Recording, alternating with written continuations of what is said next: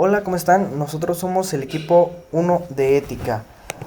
Estamos conformados por Arias Velasco Fernando Javier, Cruz Olivera Jesús Alberto, Flores Bernardo Daniel Javier, Jarquín Cruz Elionay, Núñez Calderón Said, Ojeda Reséndiz Ángel Gabriel y Padilla García Eliot Gonzalo.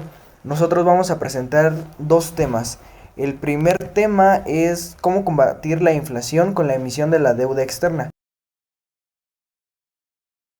A continuación hablaremos sobre la inflación. La inflación es un proceso económico provocado por el desequilibrio entre la producción y la demanda hacia una empresa.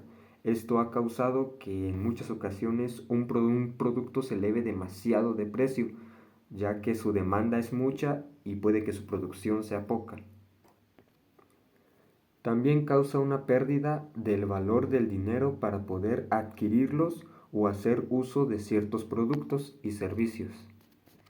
Un ejemplo es el siguiente.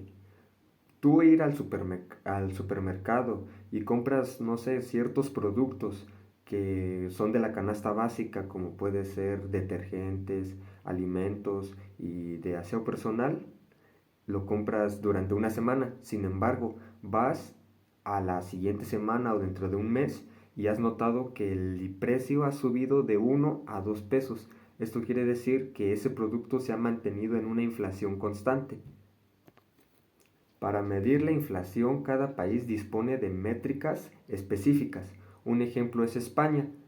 En España se calcula a través del índice de precios al consumo, donde se refleja la evolución de los precios y de los productos, más representativos al consumirlo. Esto quiere decir que si este índice sube de forma persistente, los ciudadanos ahorrarán menos y también podrán adquirir menos bienes y servicios por el mismo dinero que en este caso ha ido decayendo. Esto conlleva a que la moneda de ese país tenga un cierto porcentaje de pérdida de valor. Una causa de la inflación, ya antes mencionada, lo dijimos que es la oferta y la demanda, pero también podemos ver su lado contrario, que es una situación un poquito diferente, ya que aquí se hace un exceso de ofertas. Es igualmente negativo para un país, ya que no hay demanda que lo asuma y se produce el efecto contrario a la inflación, es decir, la inflación negativa. Podemos encontrar tres tipos de inflación: inflación moderada, inflación golpeante e hiperinflación. En la inflación moderada se trata de un ligero incremento de los precios que no supera el 10% anual.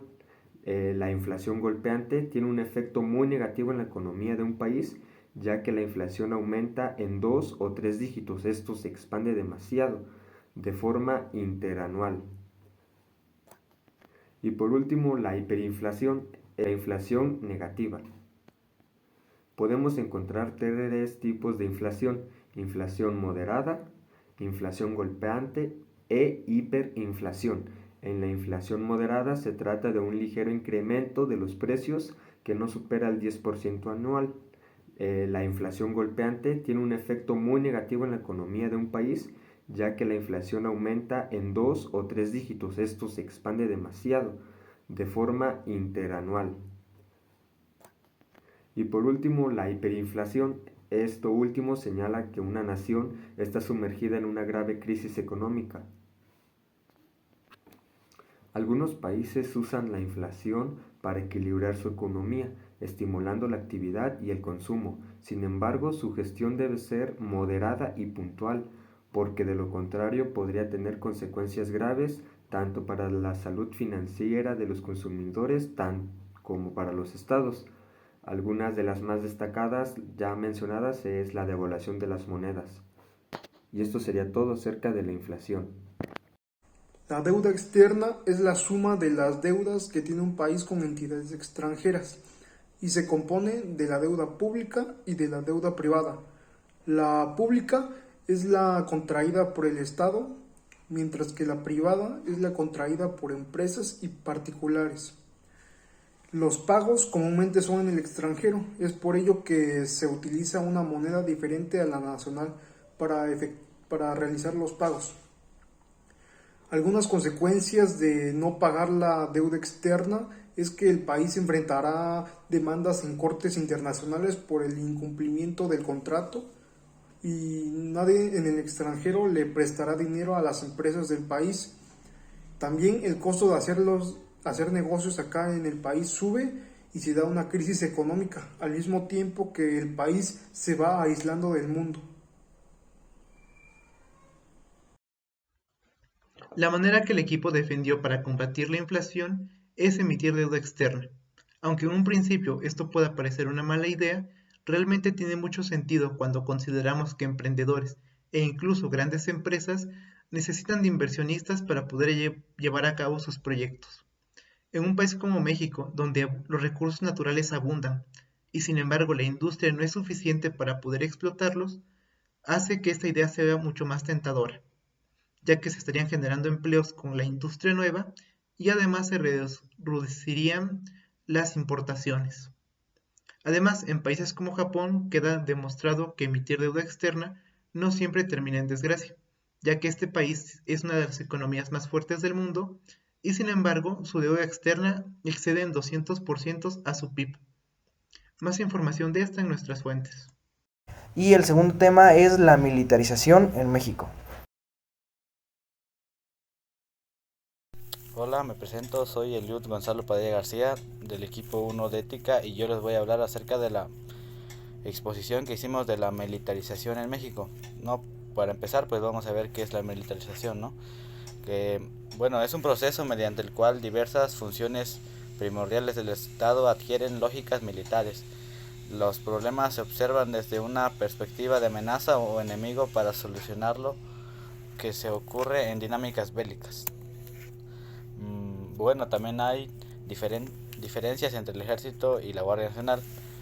Bueno, primero voy a decir las diferencias del Ejército y luego las de la Guardia Nacional. Pues el Ejército se encarga de la seguridad nacional, es la rama terrestre de las Fuerzas Armadas de México, depende de la Sedena. Los miembros reciben una información castrense. El mando supremo lo tiene el presidente de la República. La organización y la preparación depende de la Sedena. Bueno, en la Guardia Nacional se encarga de la seguridad pública ciudadana. Es una institución encargada de carácter adscrita y desconcentrada de la Secretaría de Seguridad y Protección Ciudadana. Los miembros reciben un adiestramiento policial civil de manera obligatoria.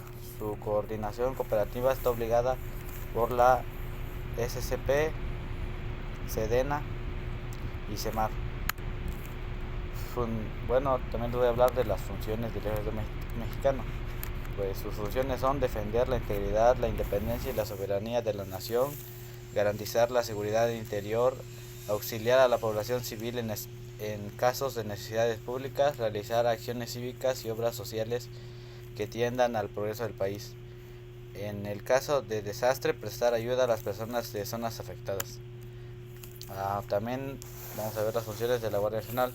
Pues sus funciones serían salvaguardar la vida, integridad, seguridad y bienes, derechos de las personas, contribuir a la generación y preservación del orden público y la paz social, salvaguardar los bienes y recursos de la nación, llevar a cabo acciones de colaboración y coordinación con entidades federativas y en municipios. Pues también las facultades de la Guardia Nacional: realizar investigaciones para la prevención de delitos, llevar a cabo operaciones encubiertas y de usuarios simulados en la investigación para la prevención de delitos, realizar la detención de personas y el aseguramiento de bienes relacionados con hechos delictivos. También participar en operativos conjuntos con otras autoridades federales, locales o municipales, imponer sanciones por violaciones a disposición y reglas de tránsito, vigilar e inspeccionar la entrada y salida de mercancías y personas en aeropuertos, puertos marítimos, aduanas y recintos fiscales. Bueno, aquí el dilema está en que López Obrador le ha otorgado a la Sedena y la Semar en materia de seguridad, obra pública y puertos han encendido focos rojos por la posible militarización del país. Bueno, ¿qué es la militarización? La participación del ejército en tareas de seguridad civil, nombramiento de militares en puestos clave de la seguridad pública, subcoordinación de las fuerzas policiales a la autoridad militar, incorporación de características militares de agencias y seguridad pública. ¿Cómo pueden justificarla? Pues hacer eficiente el gasto público cuando no hay conflicto en interior, combatir el crimen organizado, sustitución política ante compleja inseguridad nacional, recuperación del territorio del Estado, ya sea perdida o extraviada. ¿Cuáles son las consecuencias negativas? Pues la violación a los derechos humanos, distorsión del marco jurídico o la división de poderes, infringir valores constitucionales, y pues no de esa manera se cree que no habrá de ninguna forma mayor seguridad. La transferencia de facultades a las Fuerzas Armadas, con sustento legal. La seguridad pública, la ley Guardia Nacional y acuerdos militares son para la prevención de delitos, investigación de delitos, recuperación de denuncias, operativos en conjunto, prevención de faltas administrativas. Para la migración, la Guardia Nacional y acuerdo militarista son para la coordinación con autoridades migratorias, resguardo de estaciones migratorias, inspección de documentos migratorios. Para el control marítimo tienen proyecto de vigilancia, regulación y comunicaciones y transportes, prevención de la contaminación, representación internacional, control de tráfico marítimo. En la atención a... Bueno, aquí también vamos a entrar a lo que es el sustento legal. Pues van a tener un control operativo de la Guardia Nacional, recolección del sargazo, combate al robo de combustible, construcción de obras, apoyo a programas y distribución de recursos. Tareas antilavado de dinero, la Guardia Financiera. Como siguiente punto, les voy a exponer los cambios que ha habido desde el gobierno de Fox hasta actualmente López Obrador. Comencemos desde el punto de vista de Fox hasta López Obrador. Cuando comenzó Fox, no aumentó mucho la seguridad y ahora sí que hubo más delincuencia, pero muy pocas muertes. Cuando llegó López Obrador hubo una cantidad mayor de muertes, pero lo que causó que hubiera más muertes fue la protección que él nos dio, asegurando diferentes lados como Chihuahua, que es uno de los lugares que hay más delincuencia. Tenemos como el caso de Calderón, que él por lo menos intentó lograr estabilizar nuestra fuerza para combatir contra estos criminales, que son más los narcotraficantes, los rateros, se podría decir. Cuando llegó Peña Nieto, él arruinó totalmente, por lo que él causó fue que hubiera más personas que entraran a nuestro país a hacer la delincuencia, a vender drogas, matar, secuestrar. Pues muchas cosas pasaron y pues claramente él aceptaba dinero, lo más probable, de esas personas para beneficiarse él mismo.